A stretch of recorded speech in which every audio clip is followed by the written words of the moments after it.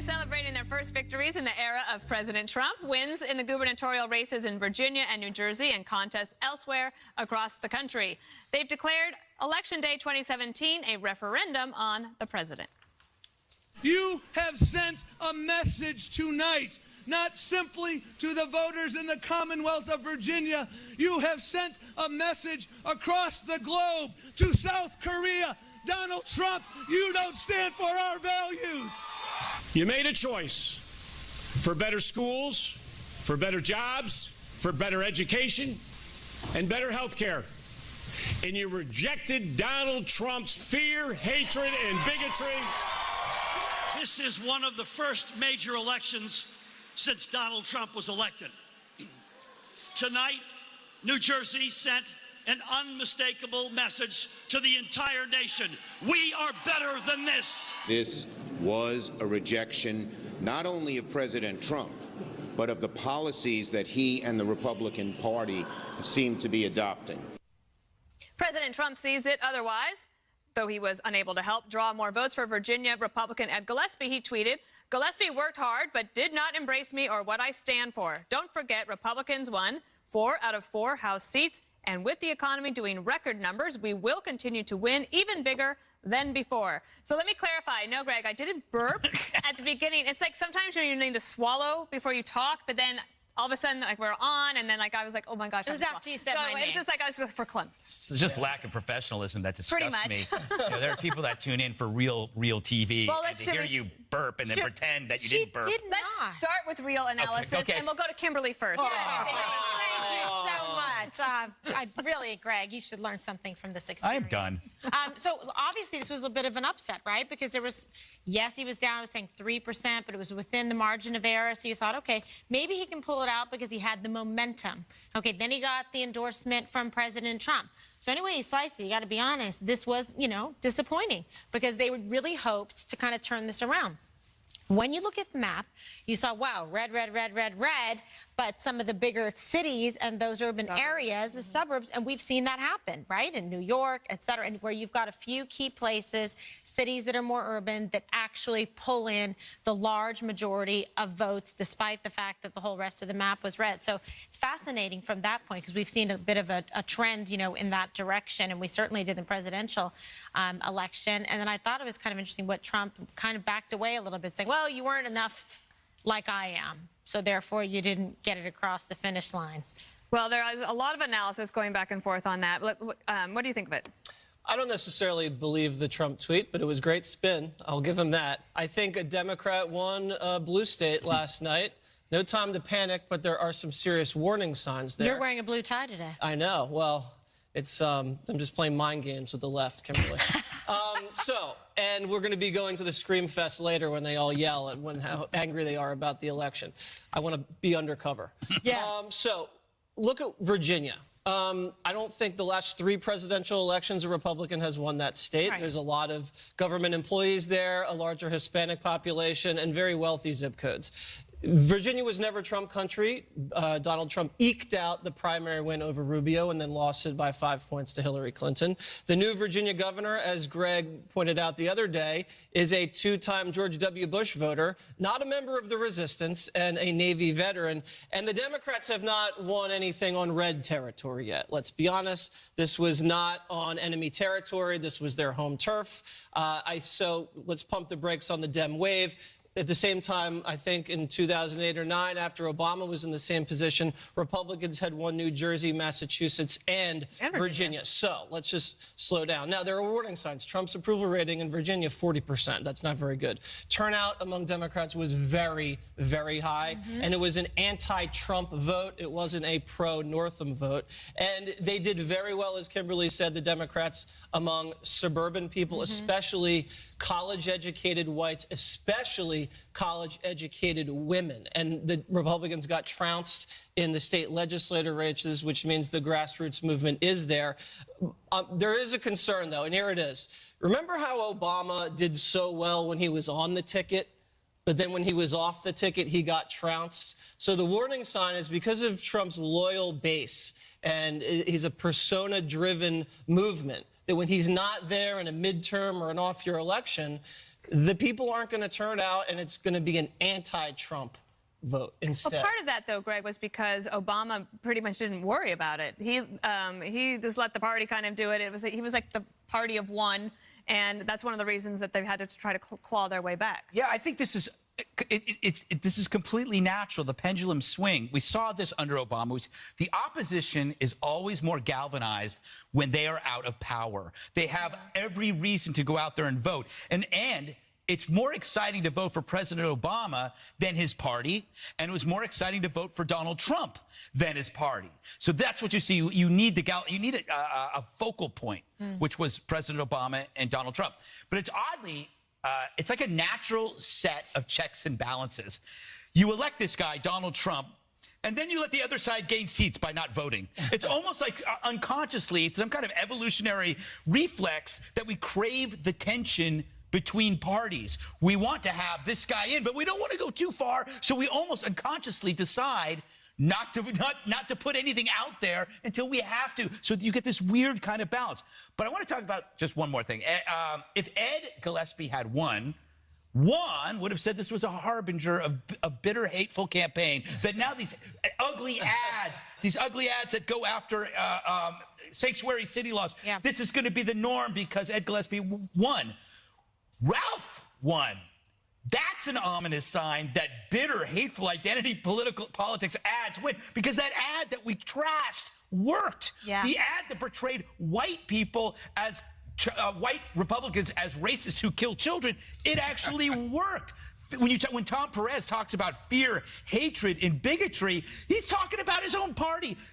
This should send a chill up everybody's spine, if you still got a spine, that this is dangerous stuff. The company that did that ad already claimed they're going to do it. They're going to double down. I hate that phrase, but they're going to double down in it. So the idea that somehow, expand. They did something really, really ugly, and it worked. I think that they would have done that ad against Ed, even if he had not run ads about MS-13. Yeah. Because I think that is, that they'll probably will. They'll try to run that play again and again. Juana, we'll give you the floor here in a second. I just want to point out that married women had gone for President Trump in Virginia by like a point over. Ralph Northam won married women by 10 points over at Gillespie. But still, Gillespie got 120,000 more Republican votes in 2017 than he did in 2014 when he ran for the Senate. So it was a high turnout election all across the board, but the Democrats certainly had a lot more votes. They did have a lot more votes, and to me, it has all the markings of a wave election. Going back, if you look at what happened in 2006 when the Democrats took over the House of Representatives, and you go then forward to 10. Yeah, I remember that. When you remember that well. To 10 when the Republicans took over the House from the Democrats.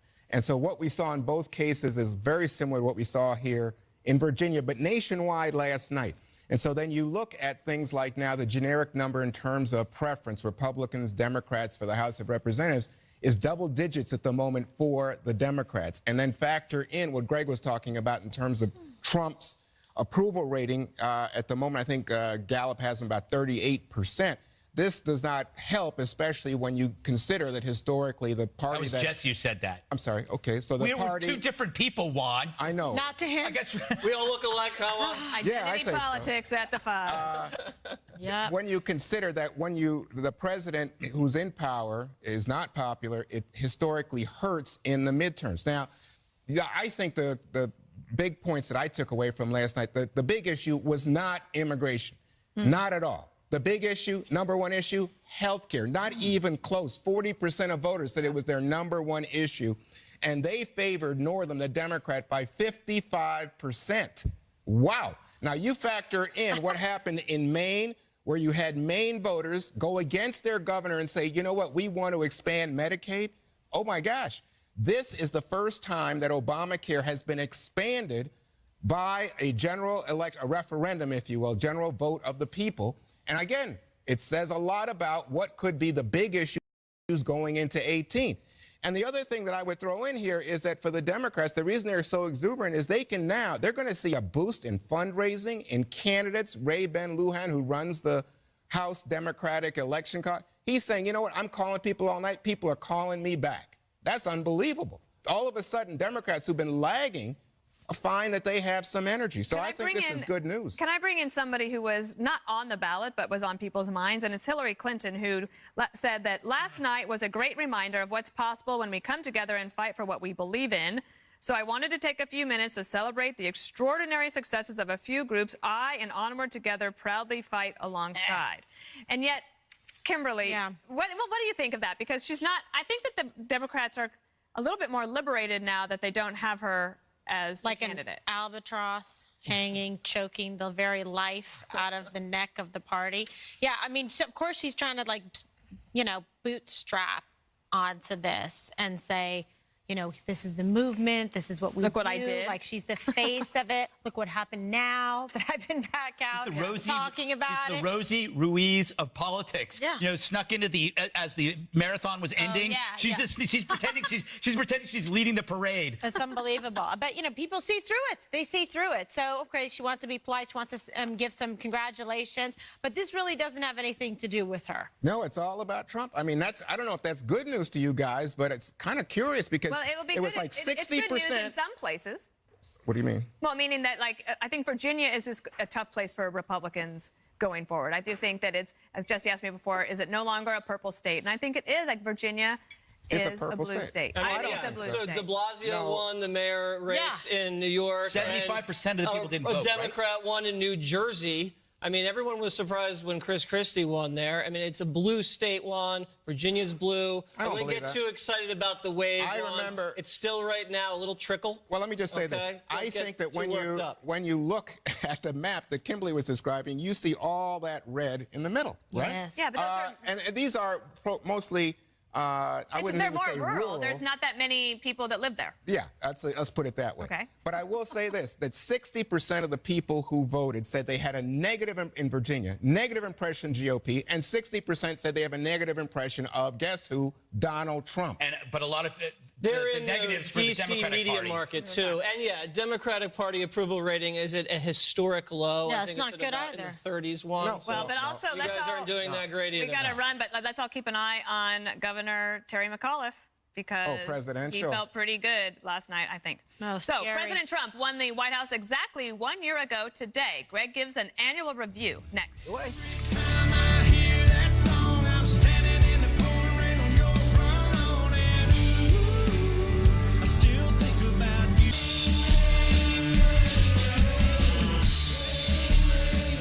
It's been 1 year since Donald Trump was elected. According to leftists, the world should have already ended. Stock market crash. America becomes a pariah. Paul Krugman bursts into a cloud of hot, powdery dust. This was our destiny.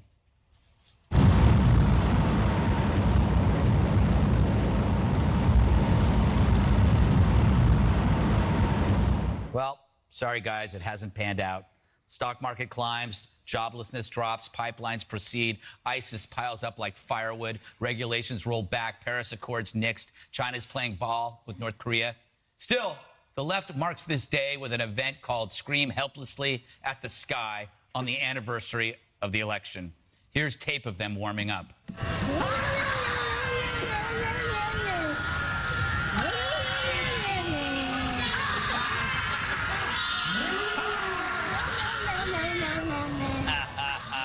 So, is this an adult response? No.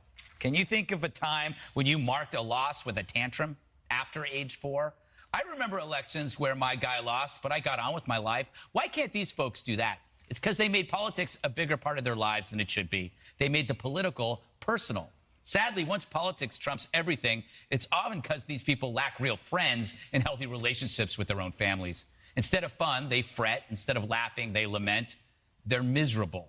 Look at sports, entertainment, friendship. Where politics intrudes, it devours and replaces joy with anger. Look what happened to the NFL. It used to be fun.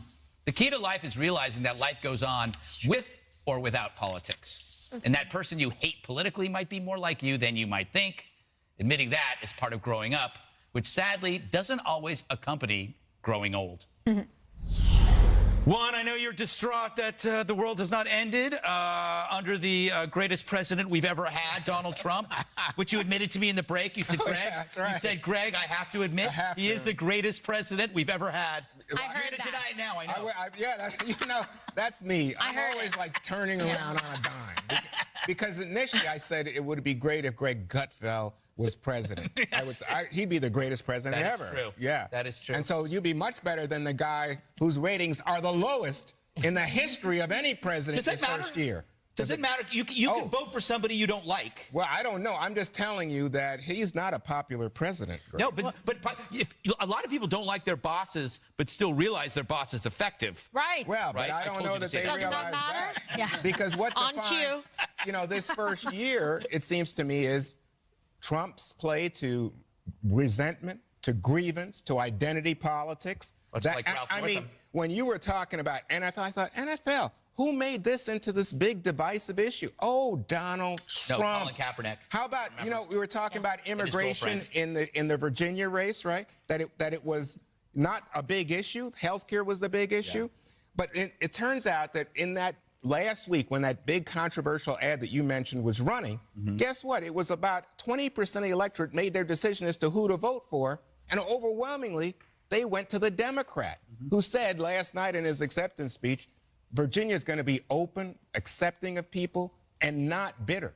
I think he was talking about Donald Trump. Well, maybe. Okay, well, Go ahead, listen, Kimberly. let's talk about effectiveness and talk about numbers that matter, not the other side's opinion of whether he's into identity politics. I mean, I think the other side's far more guilty of that. When we look at the job numbers with President Trump, those numbers are up in a very favorable way. Our trade with Canada, Mexico, of exports from the United States is up. We look at all the things that he's accomplishing with national security and foreign policy, with ISIS being beaten down to a pulp. These are the types of things that I think should matter, that people should be happy about and say, okay, let's be fair in our analysis and look at the actual cold, hard facts and statistics of what actually transpired since he became president versus whether or not, he suits your fancy. Exactly. Personality is not everything. Don't you know it, Jesse? But I want to. You're going tonight. I don't know if I should be telling you, but you're going to the Screaming event. We're not going to say where. In an unknown location, Gutfeld. Yes. Thank you for ruining the surprise.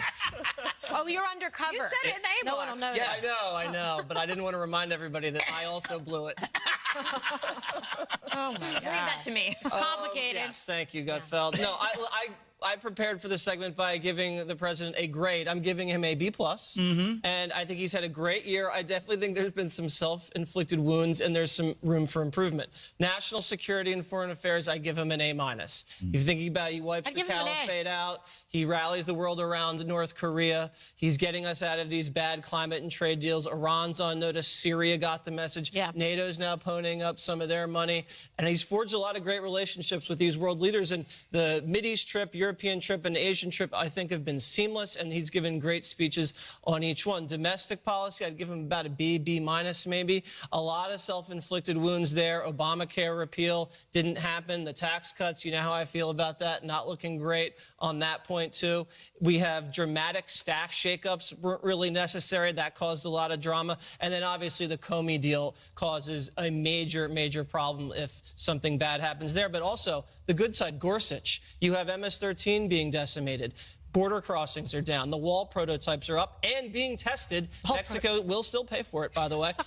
Manufacturing and mining jobs are up. GDP growth's on pace for 3% this year. Under Obama, never hit 3% any year. That's not and true. No, it hit 5%. 5%? What planet A are you quarter. on? You're talking about a 5%. quarter. I'm talking about the full I wanna year. get No, Dan it hasn't. to It's not show it. 3% for the full in-kind year. contribution is really, why have me? Can I finish? There's some intangibles. There's some intangibles. Oh, my Everyone will like this. God. I think Some people can't Charlottesville control really themselves. hurt his brand. Yeah. But besides that, the intangibles, when he's fighting the culture war, when it comes to kneeling, or when it comes to political correctness, I think the tweeting's great, 90% of it. I think he's hilarious, especially when he acts like a boss and puts people in their place. So all in all, I think solid B+. All right. Anything else you want to add? Yeah, actually, I didn't get to a few things. We're out of time. Dana? We are out of of time, but I would just say voting in droves is a lot more effective than shouting at the sky, and that's what they did in Virginia last night. And I think if the Democrats can figure out a way to keep that going, then yeah, there's a problem. And even if you don't like him, and you could be supportive of all of those things, if you look at some of these states that are changing, the Electoral College will not save you in 2018, and it's really important for him for all sorts of reasons to want to have the House and the Senate kept in Republican hands. The other thing I think that could hurt the Democrats is endless talks of impeachment and impending impeachment. And Representative Al Green of Texas today was on the floor promising a vote on impeachment by Christmas. And I think if the Democrats want to erase their enthusiasm gap, then they should keep talking about that, because that will generate enthusiasm amongst Republicans. I think the Democrats might use impeachment the way the Republicans used Obamacare. Talking. When they get to that point, just go, Sorry. Just kidding. I can't give him a grade without the tax stuff. I would give him an A on foreign policy. Yeah. And if the tax bill's bad, he gets an F on that, then that's a C. Okay. Oh, you're one of those graders. Yes, I am. Donna Brazile now insists the Democratic primary wasn't rigged for Hillary after she proclaimed it was. If you're confused, you're not alone. Next.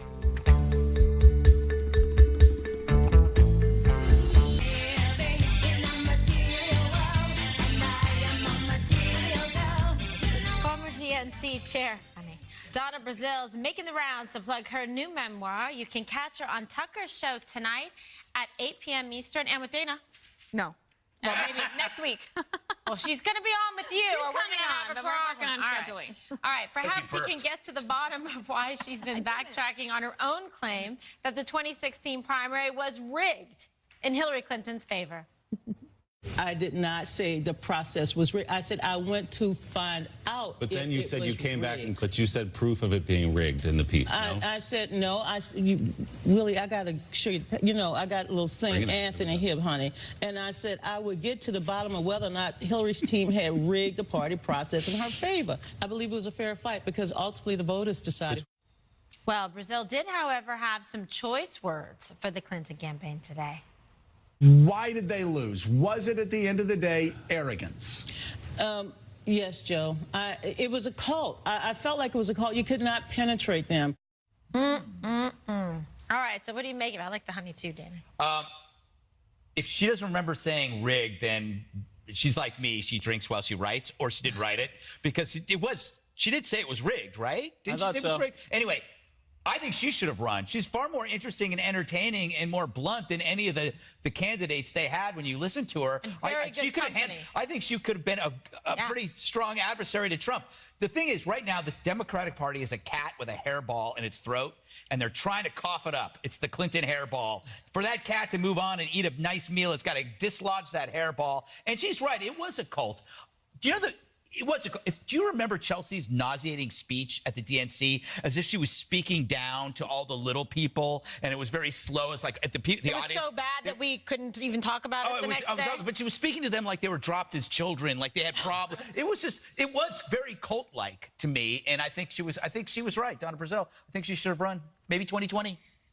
Well, people have tried to get her to run for years in Washington, D.C., like for mayor or for something, and she resists because she always liked to work on campaigns. But I'm looking forward to Tucker's interview today, because he's known her for years as well, and I think he'll be able to ask some questions that will be new and different that you haven't seen so far. I hope so. Tucker's like that. I can't wait to see the faces he's going to make. He doesn't make any faces. His face just goes. I hope she calls him honey. Yeah, like I can't wait to see Willie the face Geist. he makes when she calls him honey. He'll like it. He'll smile. He goes with it. He's not. That'll say, thanks for coming on. Yeah, exactly. I have really grown to like Donna Brazile. I'm liking everything she's saying, everything she's writing. I hope she writes a whole series about this, and I might even buy one out of my own pocket. Whoa. I Gator think arms over here. I think she's backing off. You're like, oh. I learned it from the best. I think she's backing off the rigged thing because it makes Hillary look even more crooked than she already is, and it makes the Democratic brand look corrupt. So she's going to be as honest as she can possibly be without destroying the brand going down. But there's another great bombshell in this thing I saw. Go ahead. So the FBI says, hey, DNC IT guy, you guys got hacked. The IT guy turns on the computer and he goes, oh, no, we're good. It doesn't tell anybody. And then the FBI calls them like 5 more times and goes, guys, you've been hacked. Finally, they get someone with authority, and they go, you know what? We're not going to do anything about it till the primaries are over. So they waited months while these hackers were inside their server doing God knows what. Finally, Debbie Wasserman Schultz finds out. She goes, you know, it's too bad. Doesn't tell anybody, doesn't hand over the server. It makes perfect sense now why she didn't hand over the server, and she didn't know why her own IT guy was running around doing God knows what. The whole thing stinks. It's like you go on vacation, and your neighbor calls you and goes, yeah, you guys were just burglarized. And then you wait until you come back from vacation to call the cops. Right. It's like they didn't even care. Who ignores something like that, Juan? When the FBI goes, hello, computer intrusion, you've been hacked, But, and you know, don't do anything we about it. know It's very bizarre. This has been out. This story's been out for a year or so. Believe me, We're everybody gonna knows keep about talking this about story. it. But what was interesting But if you from call it Donna, a bombshell, Yeah. It works with me. Okay, but what was interesting from Donna's perspective is she said she went to the White House, and there's Eric Holey, Attorney General, saying, hey, you know, the DNC's not reacting. There's Susan Rice, the National Security Advisor, saying, hey, you know, you got a problem over there. And she said, you know, when she got the call from Debbie Wasserman Schultz, because she was a member of the Democratic Committee, so Wasserman Schultz was informing everybody, says Wasserman Schultz is rather nonchalant about it, big deal. Listen, I think Donna still, when she speaks about a cult, she's not speaking about Hillary Clinton. She's talking about the campaign. She's talking about the people who ran the campaign. She's talking about the people, you know, beginning with Podesta, but going through the campaign manager that did not respect her and didn't respond to her. And I think she feels like... And then if you weren't in Brooklyn, you were no one. So if you think about that campaign manager for Hillary Clinton in Wisconsin, who's calling over and over again saying we need more resources, and Brooklyn says, no, actually, we're looking at our database here, and everything looks fine for you, so we're good. Yeah, and so I think that's just evidence of people who get locked in and aren't in touch. And the thing about Donna Brazile, for those of us who know her, is Donna's got great instincts. I mean, Donna gets out there and she's on the ground. She organizes and she works. Well, she's well liked too by people on both sides, whatever your ideology. Let me finish on this point, Kimberly. Sure. She's not well liked at the moment by Democrats because they feel as if she has played in, especially leading up into the big races yesterday, they were worried about. Turns out it did not be a factor. But they think that she has basically played into all the Russian Republican arguments. Oh, Democrats in disarray. You know, it didn't play out that way. You know who else is unhappy with her? Cults. I mean, she really insulted the cult world by comparing the Democrats to a cult. I think she owes all cults an apology, including my own, the unicorn cult. I think Tucker should ask her about whether or not she was going to appoint Joe Biden as the nominee because Hillary was fainting. That would have been a good idea. Because there was she doesn't have the power to do that. Lasso. Okay. Reminder to please catch Donna Brazile on Tucker Carlson tonight at 8 p.m. Eastern. Much more to come on The Five. Stay ahead. They need to add. As many of you know, one of the victims of the Texas massacre on Sunday was an expectant mother, Crystal Holcomb. One reporter covering the shooting is getting some attention for a comment she made while telling Holcomb's story. Their granddaughter-in-law, Crystal Holcomb, she was pregnant. She died inside this church behind me. And not only her and her unborn child, but 3 of her children. And today, during this press conference, we learned that her unborn child is included in that count of 26 dead here at the First Baptist Church in Sutherland Springs, Texas. So news out of that press conference is 25 and an unborn child, or a fetus, if you will. So the controversy here, I guess, is not about the facts. Obviously, Ms. Holcomb was pregnant and died, and the child or the fetus died. But the argument's about the language.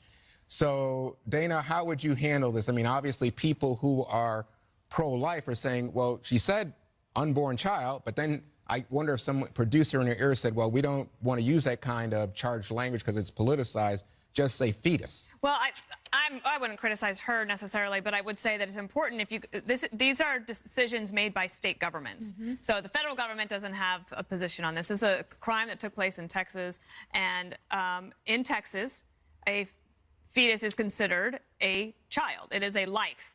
And so if, for example, there was Kimberly, correct me if I'm wrong, but let's just say that a pregnant mother, she's driving down the highway, she gets hit by a drunk driver, and it was reckless endangerment, and she lives, but the baby dies. Like, that would, in Texas and in many other states, including Virginia, that child would be counted as a life that passed away. So it varies by state, but I do think is interesting is that just take the laws away from it.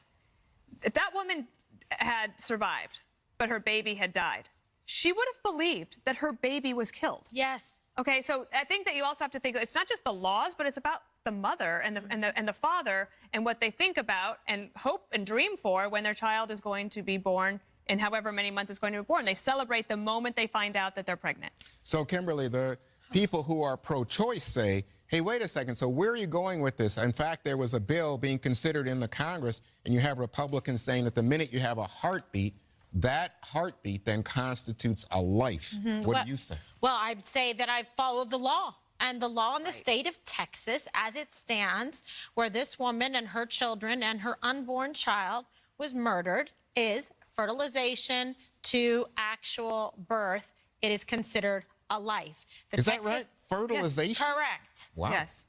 In Texas, twice the Texas Court of Appeal has upheld this for double homicide, a murder conviction of man who killed a pregnant woman's unborn child, and that's the language on it. So that's what the law is. Now, to take Dana's hypothetical, if that woman had driven across state lines in a car and then was killed by a drunk driver in a different state that didn't honor that, it would not be charged then in that state, and that's the law and the way it stands today. So, Jesse, one of the things also being considered in the Congress is that an unborn child or a fetus, whatever you want to say, would be eligible for a college savings plan. What do you think of this? I think that's a great idea. I mean, college is so expensive, it makes perfect sense. But obviously, there's some people, like Planned Parenthood, that don't want this because you put that language in statutory terms, then that establishes life in a bill.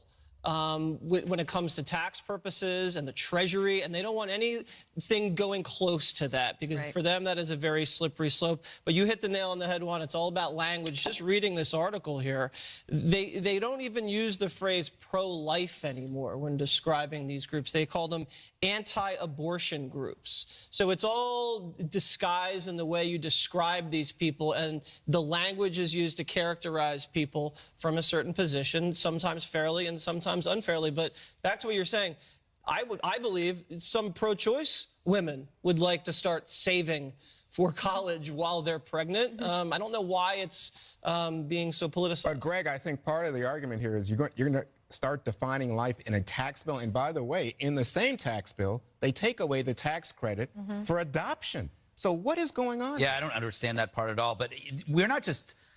The reason why we're distorting language is because we're politicizing life. You know, we live in a war between reality and politics. In reality, the human is alive until you abort it. You know that, it's dead. Politically, it's your choice, your right to choose. So you take something that is real and then you turn it into something political. These sides, the real and the political, they run parallel. They never cross, but they can. And every now and then you will run into a pro-choicer, and you run into this more often than you used to. And I call it the honest pro-choicer. I'm pro-choice even though I know it's murder. You see this a lot now. If you watch Louis C.K.'s Netflix comedy, that he opens with this. And it's like people, they're beginning to understand because science is showing you that you are preventing a life. And then the pro-choicer has to make the decision, well, I know that, and I'm still going to make this decision. Honest pro-choice. Then you have to have the honest pro-lifer that says, if I believe this is murder, what is that worth? What is that worth? Slavery caused the Civil War. Right. I mean, both sides have to contend with the ugly realities of their stances. But the fact is, all this comes down to everybody kind of knows what it is. Yep. It's how you live with it. Well, I don't know that everybody agrees with you on this, because I think there are lots of people. There are people who read science books in terms of the language who favor the death penalty, right? And you say, well, what is that about? Or I don't know how I am on the death penalty. All right. Anyway, fasten your seatbelts. President Trump now has twice the room to vent at us all on Twitter. The social media shakeup everybody's talking and tweeting about. Next. Can only make me stronger.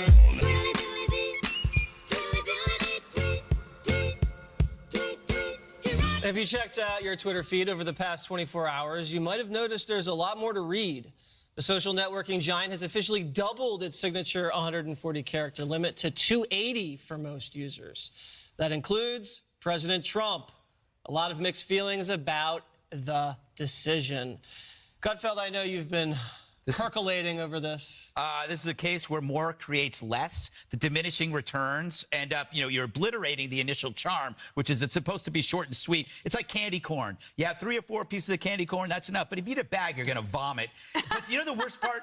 They got to get rid of the blue checkers. The people like me who have a blue check against their name, because that gives them this entitlement that you must respect them. That's a verified account. I don't care. Verify it just this. means it's authentic. I will want them. No, they sit there and people with blue checks think that they're more important than everybody else. You must respond to them. I mute almost every blue checker that keeps... You have a blue check. I don't want one. All right, you're going to uncheck yourself. No, I'm not, because unfortunately it was foisted on me by those weirdos at Twitter. All right, William Shakespeare They can't even make money off this. Famously said, Dana, brevity is the soul of wit. I agree. I used to love it when you could see somebody get a really great thought into 140 characters. I find it less interesting. Looking at this, people just using lots more words to say what they could have said in 140 Too verbose. What does this do for the president? I don't know if it delights him or not yet. I mean, maybe I'll know tomorrow. He was good at 140. He was better at 140 Twitter. I agree.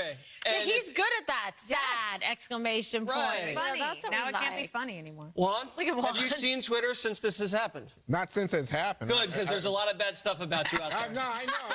I don't look. It's twice as much. But I must say, I was surprised. So I want to check with you guys. It said only 9% of people who tweet ever get to 140 I think it's words. open to everybody. All right. No, well, but like most people don't need. He's saying most people don't even use No, they're setting a trap Something's for in President trouble. Trump. Twitter's in trouble. They're setting a trap for Twitter is in trouble. All right, one more thing is up next.